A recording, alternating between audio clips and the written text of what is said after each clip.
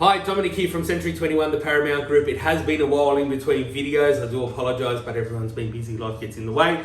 But in saying that, we have been working behind the scenes and doing a lot of work for you in preparation to where we are today. So just in regards to lease renewals and rent reviews, I do know mortgage distress is out there at the moment, given that the interest rates are steadily going up.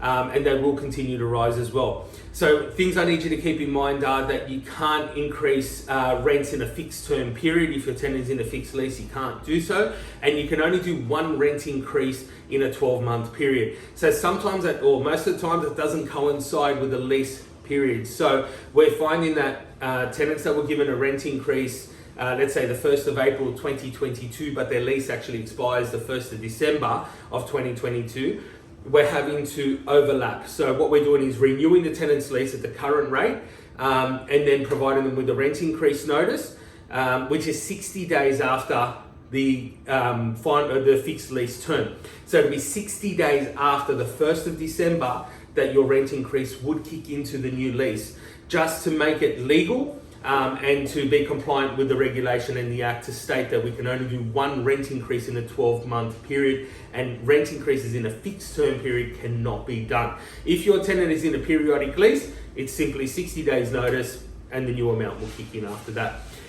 In regards to periodic leases, I'm not a fan of them. The only reason is I have to look after your best interests as my landlords and my clients, that most insurance policies don't accept periodic leases as a full-term lease when it comes to making claims. So where an insurance policy might offer you 15 weeks cover of a tenant default, you'll find that if your tenant's probably in a periodic lease, they'll only cover 2 weeks of that, which leaves you susceptible to incurring some costs if there are any issues with your tenants in future.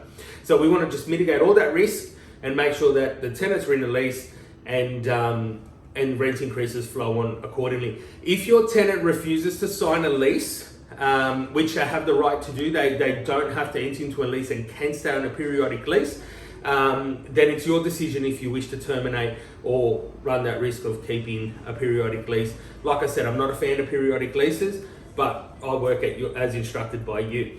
But moving forward, I do see interest rate rises continuing to go up. Obviously, if I had a crystal ball, I could tell you how much, but the word is out there that they will reach at a bank level around the 8.5% to 9%. I'm not a finance guru, I don't have a finance license, but it's just my opinion of where I see the market sitting.